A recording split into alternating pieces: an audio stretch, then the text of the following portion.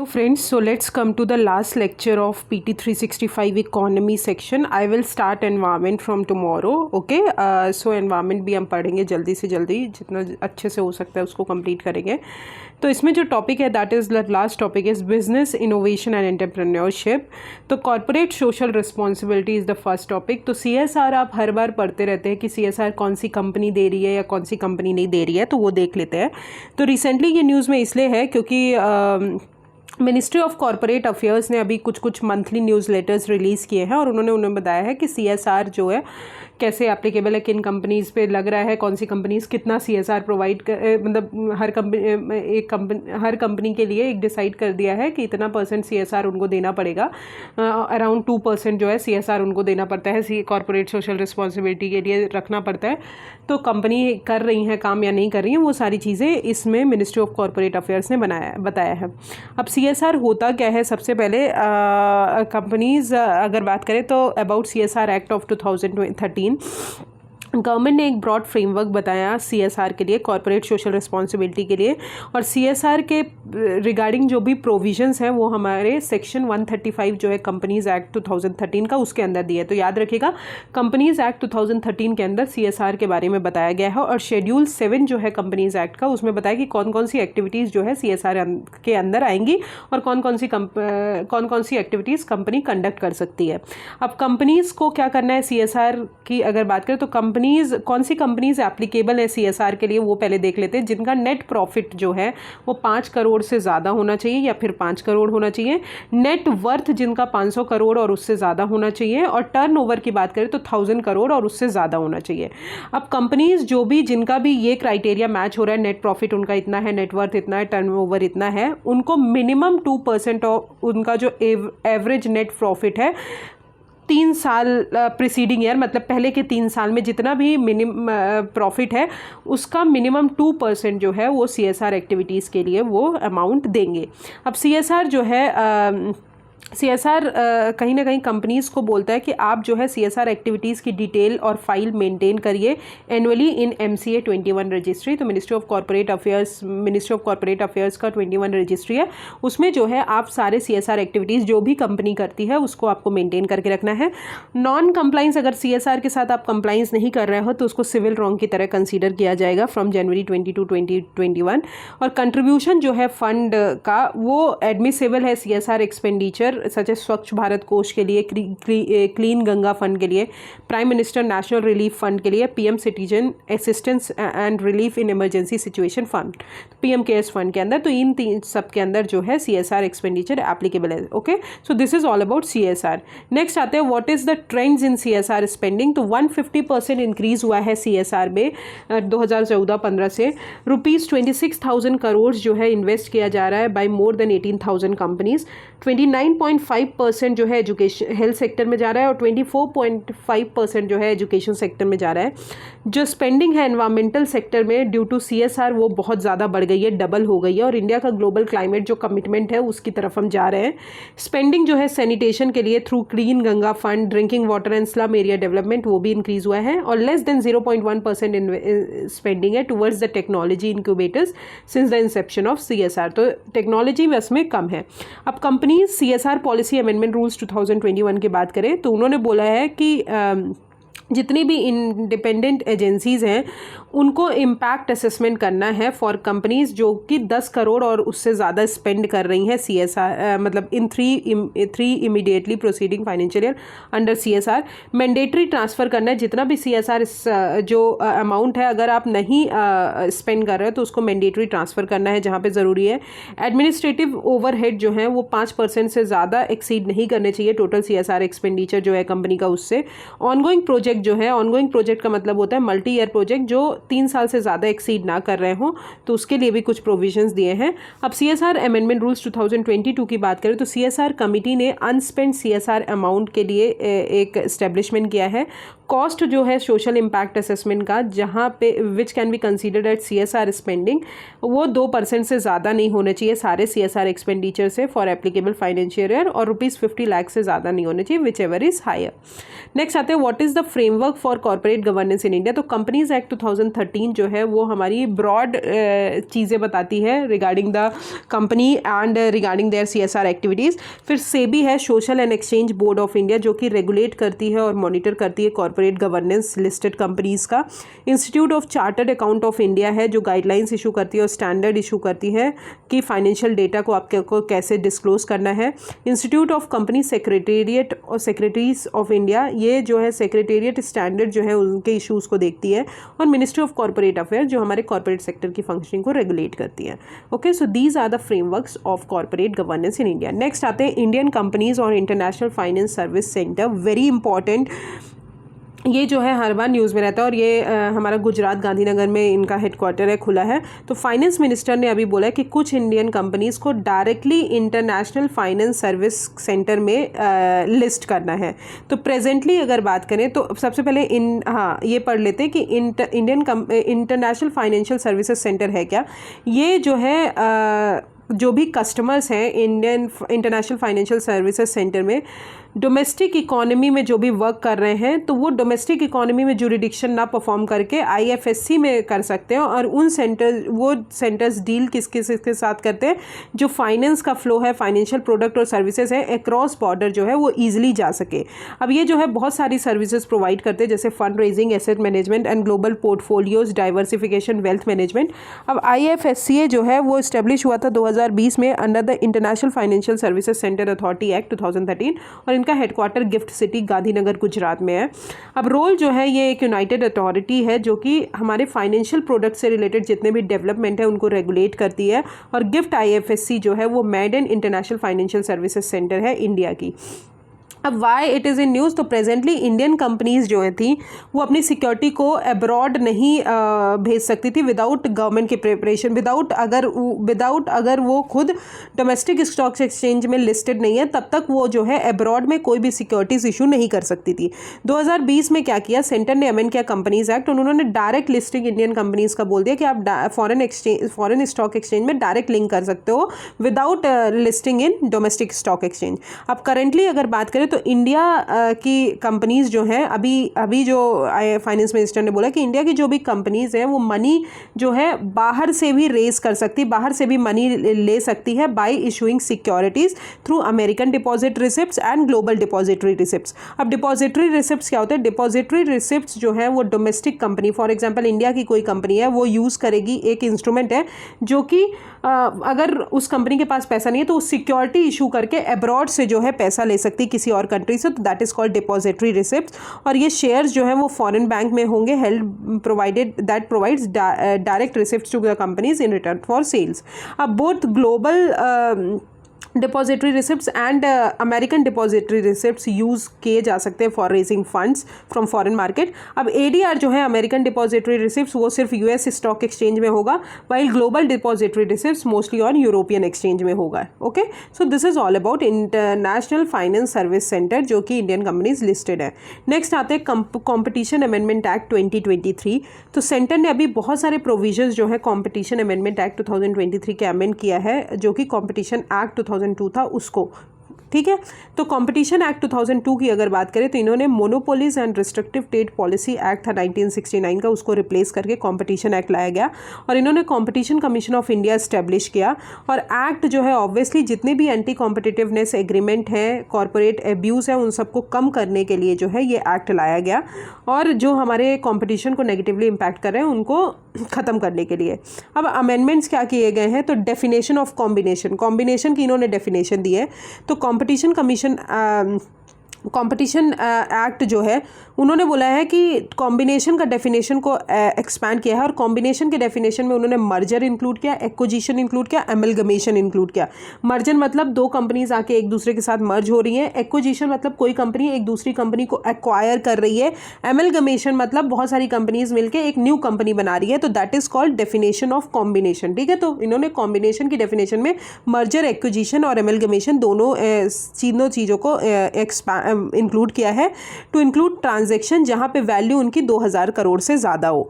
Reduction in time limit for approval of combination के approval के लिए जो भी टाइम लिमिट लगता था उसको रिड्यूस करके 150 डेज कर दिया है, और प्राइमा फेसी ओपिनियन है कि विद इन 30 डेज आपको कॉम्बिनेशन बनाना है, अदरवाइज कॉम्बिनेशन जो है वो अप्रूव कर दिया जाएगा बाय द गवर्नमेंट के द्वारा। फिर expansion of scope of cartels to include hub and spoke arrangement, तो कंपनीज जो हमारी इंगेज्ड नहीं है आइडेंटिकल और सिमिलर बिजनेस एक्टिविटीज़ में वो लायबल है कि anti competitive horizontal agreement form करे, मतलब कार्टेलाइजेशन ना करें, which were ever such companies participate और intended to participate in facilitating such agreement.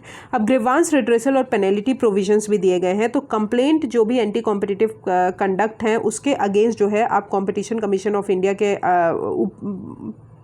पास जाके फाइल कर सकते हैं within 3 years from the date of जब भी आपका ये ऑक्शंस हुआ हो, ठीक है। तो और ये जो है डिलेज के लिए भी एम्पावर्ड है कि जो भी डिलेज होंगे उसके लिए भी आपको बताएगी। पेनल्टी जो है इंक्रीज़ कर दी है 5 करोड़, पहले 1 करोड़ थी। अब पेनल्टीज़ जो है ग्लोबल टर्नओवर के बेस पे इम्पोज होगी जितने भी प्रोडक्ट्स आप सेल कर रहे हो। कंपाउंडिंग ऑफ ऑफेंस की बात करें तो कंपाउंडिंग ऑफ ऑफेंस का सिंपल मतलब होता है कि individual with whom the crime has been perpetrated has acquired some compensation from an accused, ठीक है। तो अगर उसने एक्यूज से कुछ कंपनसेशन एक्वायर किया है तो कंपाउंडिंग जो है ऑफेंस का उसको अलाउ किया है।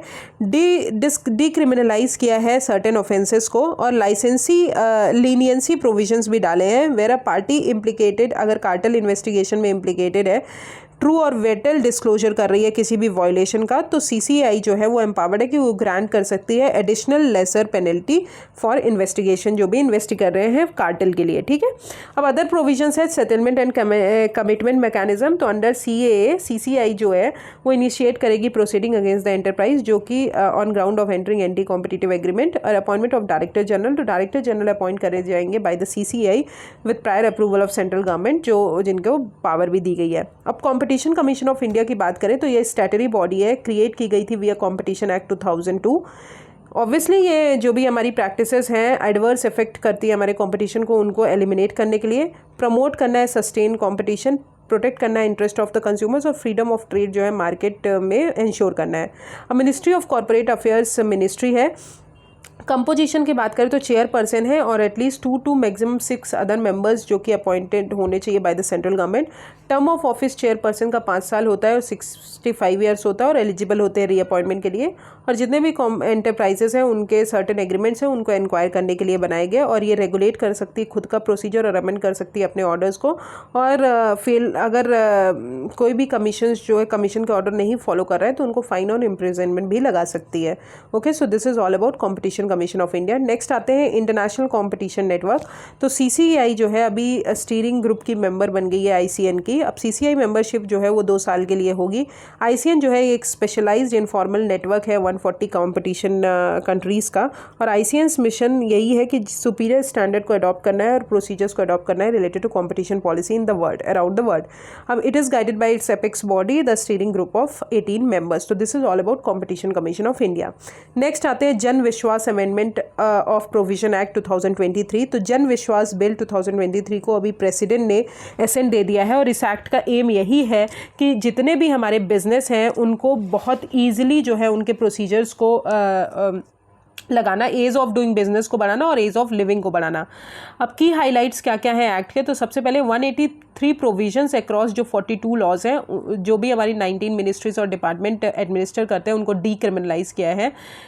सेवरल फाइन्स को पेनल्टीज़ में चेंज किया है, रिमूव किए हैं सारे ऑफेंसेस और penalties under Indian post office act 1898। Periodic revision किया है जितने भी फाइन्स और पेनल्टीज़ हैं, और ग्रीवांस रिड्रेसल को चेंज किया है ऑन एपिलिएट मैकेनिज्म और अपॉइंटमेंट ऑफ 1 और more adjudicating officer for determining penalties under cinematographic act, environment act, merchant shipping act. तो इन सब एक्ट के अंदर जो है बहुत सारे जो पेनल्टीज़ हैं उनको डिटरमाइन करने के लिए एक एपिलिएट मैकेनिज्म बनाई है। So this is all about the जन विश्वास अमेंडमेंट बिल। अब आते हैं transfer pricing. Transfer pricing is very important. तो अभी ये न्यूज़ में इसलिए है कि सुप्रीम कोर्ट ने बहुत सारी अप्रोच जो है ट्रांसफ़र प्राइसिंग को, डिस्प्यूट्स जो आते थे उनको रिजॉल्व करने के लिए लाया है। तो सबसे पहले ट्रांसफ़र प्राइसिंग होता क्या है वो देख लेते हैं। ट्रांसफ़र प्राइसिंग का सिंपल मतलब है एक अकाउंटिंग प्रैक्टिस होती है। फॉर एग्जाम्पल 2 कंपनीज़ हैं दो कंपनीज नहीं, एक कंपनी है जो हमारी इंडिया में सिचुएटेड है, एक कंपनी है हमारी सिंगापुर में सिचुएटेड है। वो उसी कंपनी की जो इंडिया में सिचुएटेड है, उस कंपनी की सब्सिडरी जो है वो हमारी कहाँ पे सिचुएटेड है, मतलब उसी का सब्सिडरी दूसरे नाम से कहाँ पे सिचुएटेड है, सिंगापुर में सिचुएटेड है।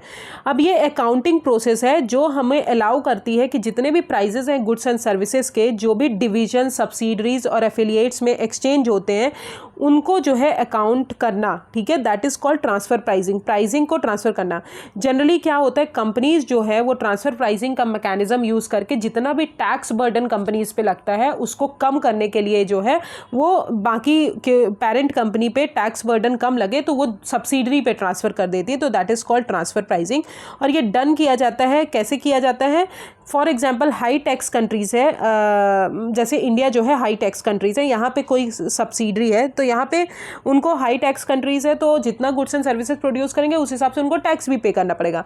वाइल अगर उनकी सब्सिडरी सिंगापुर में है, वहाँ पे लो टैक्स है, तो वहाँ पे सब्सिडरी जो है तो वहाँ पे लो टैक्स है और भले वो जितना भी गुड्स प्रोड्यूस करें पर उनको लो टैक्स देना पड़ेगा। तो यहाँ पे क्या किया जाता है, जो हायर प्राइस है सब्सिडरी का हायर टैक्स कंट्रीज़ में, while charging a lower price for subsidiary in low tax countries, तो लोअर प्राइस जो है चार्ज करते हैं, तो that is called transfer pricing. अब इसमें एक आर्म्स लेंथ ट्रांजैक्शन भी है। आर्म्स लेंथ ट्रांजैक्शन का सिंपल मतलब है, for example ABC Inc USA में है, एक एबीसी नीदरलैंड में है, ठीक है, इसी की कंपनी है। अगर प्राइजेस जो है एग्रीड हो गए हैं बिटवीन देम, अगर इन दोनों के बीच में प्राइस एग्रीड हो गए हैं फेयर वैल्यू पे, तो उसको आर्म्स लेंथ बोलेंगे। For example it means the price a company pay to purchase goods and services from a related company entity. For example अपनी ही कंपनी से गुड्स एंड सर्विसेज जो जिसमें भी खरीद रही है सब्सिडरी कंपनी, उस वो प्राइस जो पे कर रही है शुड बी सेम होना चाहिए if the two entities are unrelated. अगर दो एंटिटीज़ अनरिलेटेड है तो दोनों का प्राइस सेम होना चाहिए, उसी को आर्म्स लेंथ प्राइस भी बोलते हैं। और यहाँ पे कोई भी एडजस्टमेंट नहीं होता, स्पेशल कंडीशन नहीं होती फॉर ट्रांजैक्शन। और ये जनरली यूज़ किया जाता है कि जो भी टैक्स इरोजन है, टैक्स बेस का इरोजन है उसको, और ट्रांसफ़र जो है प्रॉफिट का लो टैक्स जुरिडिक्शन में, उसको अवॉइड करने के लिए आर्म्स लेंथ प्रिंसिपल जो है अप्लाई वो किया जाता है। अब why it is in news, तो सुप्रीम कोर्ट ने अभी कर्नाटका हाई कोर्ट का एक रूलिंग आया था जहाँ पे उन्होंने बोला था कि ट्रांसफ़र प्राइसिंग मैटर्स जो हैं और आर्म्स लेंथ प्राइस जो है by the income tax appellate tribunal जो भी डिसीजन देगी रिलेटेड टू दीज टू, वो फाइनल होगा और उसमें कोई भी जुडिशियल स्क्रूटनी नहीं होगी। तो सुप्रीम कोर्ट ने बोला कि ऐसा नहीं है, जुडिशियल स्क्रूटनी तो होगी। इन इंडिया अगर बात करें तो ट्रांसफर प्राइसिंग और एएलपी प्रोविजन जो है वो चैप्टर 10 में आते हैं इनकम टैक्स एक्ट 1961 के, और असिस्टिंग ऑफिसर जो है वो डिटरमाइन करते हैं। एपेक्स कोर्ट ने अभी बोला है कि एएलपी, कोई भी एएलपी डिटरमाइन किया जाएगा outside the purview of relevant transfer pricing provisions in income tax act can be considered as unjust, मतलब ऐसा नहीं है कि वो क्लियरली कंसीडर है, अनजस्ट कंसीडर किया जाएगा और ट्राइब्यूनल का डिसीजन जो है वो फाइनल नहीं होगा। In such cases both Indian revenue authorities as well as tax payers वो हाई कोर्ट को अप्रोच करेंगे आफ्टर ITAT डिसीजंस, ठीक है। अब सुप्रीम कोर्ट ने अभी रिस्टोर किया है transfer pricing issue for to the same pedestal as other tax issues in India. अब ITAT क्या है? ITAT एक क्वासी जुडिशियल इंस्टीट्यूशन है जो 1941 में सेटअप की गई। ये जितने भी डायरेक्ट टैक्स एक्ट हैं उनसे जितने भी डील्स आते हैं, उनसे जितने भी डिस्प्यूट आते हैं उनको डील करती है। ऑर्डर जो भी ITAT पास करती है वो फाइनल होता है, बट इसके अगेंस्ट जो है हाई कोर्ट में आप अपील कर सकते हो ओनली अगर सब्सटेंशियल क्वेश्चन है लॉ का डिटर्मिनेशन के लिए। अब इनकी 3 बेंचेस स्टार्ट हुई थी, दिल्ली, कोलकाता, मुंबई। अब बहुत सारी बेंचेस हैं और प्रेजेंटली अगर बात करें तो 63 बेंचेस हैं 27 डिफरेंट स्टेशंस में। Okay, so this is all about transfer pricing, arms length price and companies को अभी सुप्रीम कोर्ट ने इसलिए जो है ये न्यूज़ में था। अब आते हैं ग्लोबल इनोवेशन इंडेक्स 2023। तो इंडिया ने अभी 40th रैंक मेंटेन किया है ग्लोबल इनोवेशन इंडेक्स में। अब ग्लोबल इनोवेशन इंडेक्स कौन निकालती है? वर्ल्ड इंटेलेक्चुअल प्रॉपर्टी ऑर्गेनाइजेशन जो है वो ग्लोबल इनोवेशन इंडेक्स निकालती है। अब ग्लोबल इनोवेशन इंडेक्स जो है एक रिलायबल टूल है गवर्नमेंट जो है हमारे अक्रॉस द वर्ल्ड कि वो इनोवेशन से रिलेटेड क्या क्या चेंजेस ला रही हैं, सोशल इकोनॉमिक चेंजेस क्या क्या ला रही हैं इन देयर रिस्पेक्टिव कंट्री, तो उसको जो है मेजर करने के लिए ग्लोबल इनोवेशन इंडेक्स लॉन्च किया गया है। ये पब्लिश कौन करता है? Cornell university, INSEAD business school and वीपो पब्लिश करते हैं। अब इसमें क्राइटेरिया क्या है? इनपुट पिलर्स हैं, आउटपुट पिलर्स हैं। इनपुट पिलर्स में आते हैं institution, human capital and research, infrastructure, market sophistication, business sophistication. Output pillars में knowledge and technology output and creative outputs. अब की फाइंडिंग की बात करें, for the 13 consecutive year Switzerland जो है फर्स्ट है ग्लोबल इनोवेशन इंडेक्स में. और इनोवेशन इन इंडिया की अगर बात करें तो इंडिया जो है लोअर मिडिल इनकम ग्रुप में आती है और स्टेबल है, और इंडिया कंटिन्यू है कि वो innovation over performer for 13 consecutive year record holder है. ओके. एसेंट जो है इंडिया का in terms of publication output वो यूके को ओवरटेक कर रहे हैं, और इंडिया जो है 4th टेक्नोलॉजी क्लस्टर है among top 100 clusters. Bengaluru, Delhi, Chennai और मुंबई जो हैं, ये 4 सिटीज़ जो हैं बहुत इंपॉर्टेंट है. अब world intellectual property right organisation की बात करें तो स्पेशलाइज्ड एजेंसी है यूनाइटेड नेशन की, 1967 में बनी. ऑब्वियसली इंटेलेक्चुअल प्रॉपर्टी से रिलेटेड जितनी भी चीज़ें हैं उसको बैलेंस और एक्सेसिबल करती है. इंटेलेक्चुअल प्रॉपर्टी कोई भी प्रॉपर्टी जिसके लिए हम एक्सक्लूसिव राइट किसी चीज़ को प्रोवाइड कर रहे हैं कि कोई पर्सन ने ये डेवलप किया तो वो इंटेलेक्चुअल प्रॉपर्टी राइट्स उसको मिलेगा. इसमें 193 मेंबर्स हैं इंक्लूडिंग इंडिया, और जनरल असेंबली और कोऑर्डिनेशन कमेटी इसके साथ इनमें रहती है. और मेजर ट्रीटीज़ इनकी क्या है? पेरिस कन्वेंशन है for protection of industrial property, Berne convention है for protection of literary and artistic work, and patent cooperation treaty है. ठीक है, तो these are the treaties comes under the वीपो. नेक्स्ट आते हैं स्टार्टअप्स इन इंडिया. तो parliamentary standing committee on commerce ने अभी एक रिपोर्ट रिलीज़ की है जिसका टाइटल है ecosystem of startups to benefit India. अब सबसे पहले स्टार्टअप्स हैं क्या? स्टार्टअप्स एक कंपनी और एंटिटी कोई भी हो सकते हैं, कोई भी सेटअप कर सकते हैं एज अ स्टार्टअप, अगर वो कुछ क्राइटेरिया को फुलफिल करे जो हमारे department of promotion of industry and internal trade देते हैं under the startup India scheme. अब क्या क्या क्राइटेरिया देते हैं वो देख लेते हैं. तो कंपनीज़ की एज क्या होनी चाहिए स्टार्टअप खड़ी करने के लिए? तो वो कंपनी जो है 10 साल से पुरानी नहीं होनी चाहिए. दूसरी चीज़, कंपनी का टाइप क्या होना चाहिए? या तो वो प्राइवेट लिमिटेड कंपनी होनी चाहिए, या पार्टनरशिप फर्म होनी चाहिए, या लिमिटेड लाइबिलिटी पार्टनरशिप होना चाहिए. एनुअल टर्नओवर 100 करोड़ से ज़्यादा नहीं होना चाहिए. ओरिजिनल एंटिटी की बात करें तो entity should not have been formed. Entity ऐसी एंटिटी नहीं होनी चाहिए जो स्प्लिटिंग के कारण फॉर्म हुई होनी चाहिए. एंटिटी जो है ओरिजिनल होनी चाहिए. और इनोवेशन एंड स्केलेबल की बात करें तो वो development improvement of a product की तरफ वर्क करें, सर्विसेज की तरफ वर्क करें, और वेल्थ एम्प्लॉयमेंट को जनरेट करें. तो दैट इज द क्राइटेरिया जो DPIIT ने दिया है for the definition of startup. Okay. Next आते हैं what are the key pointers of the report. तो एक्सेस टू फंडिंग. तो इन्वेस्टमेंट जो है स्टार्टअप में वो साइक्लिक नेचर का है. उन्होंने मार्केट करेक्शन को विटनेस किया है based on their macro economic condition, investor sentiments and monetary policy. Single implementing agency है, तो 42 मिनिस्ट्रीज, डिपार्टमेंट बॉडीज जो हैं वो ओवरसी कर रही हैं इंप्लीमेंटेशन इन सारी स्कीम्स की. रेगुलेटरी सपोर्ट की बात करें तो कंपनी ने नोट किया है कि रेगुलेटरी और लीगल फ्रेमवर्क सपोर्ट प्रोवाइड कर रहे हैं कि डायरेक्ट हम अनलिस्टेड जो इंडियन स्टार्टअप्स हैं उनको लिस्ट करें to boost the ecosystem. Next आते हैं DPIIT जो है वो टैक्स एग्जेम्पशन भी ग्रांट करती है for 3 years to the startup.